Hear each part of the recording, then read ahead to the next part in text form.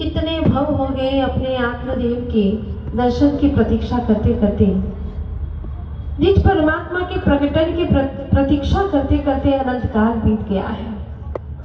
और सुखद क्षण कब आएगा जब हमारे जीवन में हम पाप के लिए नहीं आपके लिए जिएंगे।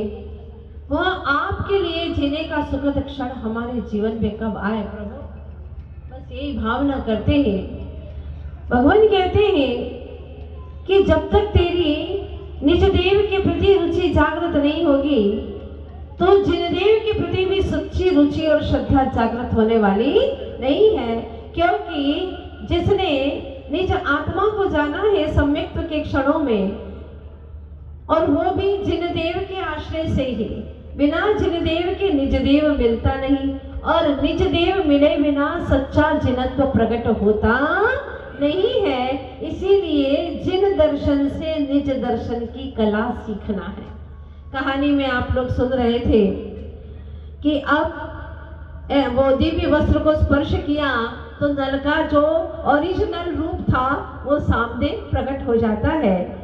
दमयंती चरणों में गिर जाती है तो नल कहते हैं कि नहीं देवी, तुम्हारा स्थान चरणों में नहीं है, तुम्हारा स्थान तो हृदय में है। इन 12 वर्ष में तुम्हारे प्रति किंचित भी प्रेम में कभी नहीं आई, क्योंकि प्रेम गुणों से किया था और तुम गुणों की भंडारी हो, इसीलिए मेरे प्रेम में कोई कमी नहीं आई। दमयंती कहती है स्वामी, अब ये पाप कर्म के खेल से दूर होकर के हम साथ में रहेंगे। और इस तरह से नगर में प्रवेश करते हैं। नल और दमयंती जब अपने नगर में प्रवेश करते हैं तो आपको मालूम है भाई का नाम क्या था? कुंवर। कुंवर सोचता है अब ये फिर से आ गए, अब क्या करूं, और अब तो बहुत बलशाली होकर के आए, किसी भांति इनको हराना बहुत मुश्किल है। तो नल ने स्वयं उसको आमंत्रित किया कि चलो अब युद्ध क्रीड़ा करेंगे, लेकिन वहां सिर्फ और सिर्फ उसको शिक्षा देने के लिए, उसको समझाने के लिए, उनका खेलने का कोई लक्ष्य नहीं था। अब आप सोचेंगे तो नल फिर से हार जाएंगे, लेकिन नहीं।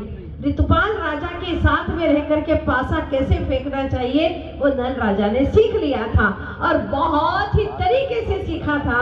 जैसे ही कुंवर आता है बड़ा खुश हो जाता है, फिर हरा दूंगा, फिर मैं उनको हर तरह से अब तो जीवन ही समाप्त कर दूंगा। लेकिन क्या होता है कि जैसे ही उसने पासे फेंके, और उनका पासा तो क्या कहना नल राजा का, 2-4 बाजी में ही उसने पूरी तरह से कुंवर को हरा दिया। उसके पास में कुछ भी नहीं बचा। अब जब कुछ भी नहीं बचा तो वह अपने किए की क्षमा मांगता है, लेकिन नल ने उन्हें देश निकाला नहीं दिया जैसा कि कुंवर ने दिया था। नहीं, वो धर्मात्मा प्राणी था, वो माफ कर देते हैं। और महाराज नल की चारों दिशाओं में कीर्ति फैल जाती है, पुनः शासन हाथ में आ जाता है। और कुछ समय उपरांत एक इंद्रसेन और इंद्रसेना नाम की कन्या उनको उत्पन्न होती है। एक दिन की बात है, वो कहती है पुत्री माँ आप इतनी भगवान की भक्ति करती हो, क्या होता है भगवान की भक्ति करने से? माँ कहती है उस इंद्रसेना से, बेटी भक्ति से ही भगवान बनते और कोई दूसरा उपाय नहीं है। भक्तामर में भी कहा है ना, बोलो कहाँ कहा है, बोलो। पहले काव्य में बिल्कुल नहीं, आप लोग ढंग से पढ़ते ही नहीं है।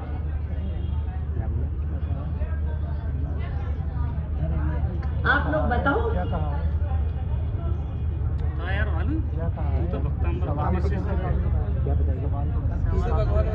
नान्यः शिवः शिवपदस्य मुनीन्द्र पंथा। 23वें श्लोक में कहा मानतुंग स्वामी ने, हे प्रभु आदिश्वर, आपकी भक्ति के सिवा और कोई मोक्ष का पथ है ही नहीं, कोई दूसरा मार्ग है ही नहीं।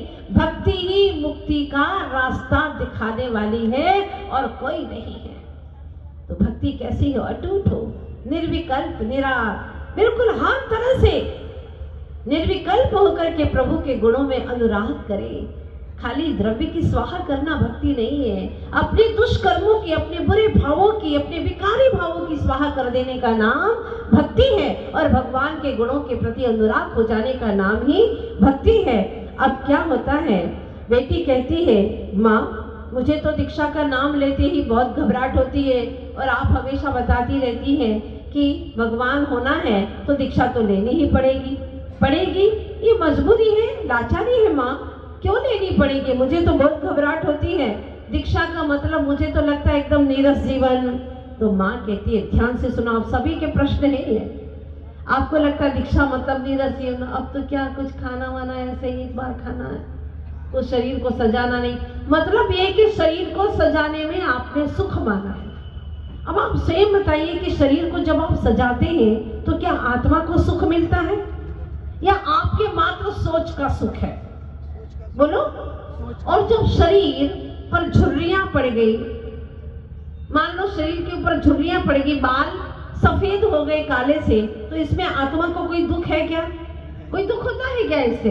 बिल्कुल नहीं। ये आपके मात्र विचारों का दुख है, आपके विकारों का दुख है, मान्यता का दुख है, मिथ्या मान्यता का दुख है। इससे वास्तव में कोई दुख होता ही नहीं है। जितना तन से अटैचमेंट होगा उतना ही आपको दुख बढ़ता चला जाएगा।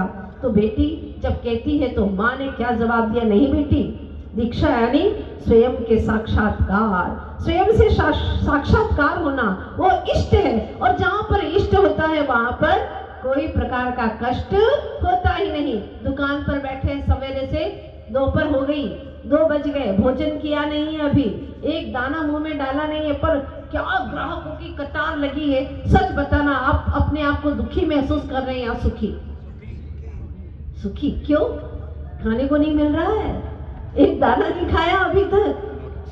सोच का सुख है, वास्तव में सुख नहीं है, सोच का है, आपके विचारों का सुख है। उसी तरह से आप सोच रहे हो प्रभु पंच कल्याणक आपके होने वाले हैं। प्रभु के पंच कल्याणक होने का मतलब है कि मुझे भी मोक्ष कल्याणक का मार्ग मिलने वाला है, कोई रोक नहीं सकता, बशर्ते है कि मेरे भाव भगवान आपके कल्याणक में जुड़ जाए, आपकी भक्ति में जुड़ जाए। एक एक दिन के 5 दिन तक भक्ति करने का, वो पंच कल्याणक की जो पूजा कर लेता है, ग्रंथों में उल्लेख है, भगवान की वाणी कहती है जो पंच कल्याणक की पूजा कर लेता है वह भी स्वयं पंच कल्याणक का पात्र बन जाता है। इतनी शक्ति आपको पता नहीं है, अभी जिंदगी में बहुत इकट्ठा करके रखा है, लेकिन एक बार पंच कल्याणक के इंद्र इंद्राणी तो बनना ही बनना है। और ऐसी भक्ति करना है जैसे अभी आप लोग 16 कारण कर रहे हैं।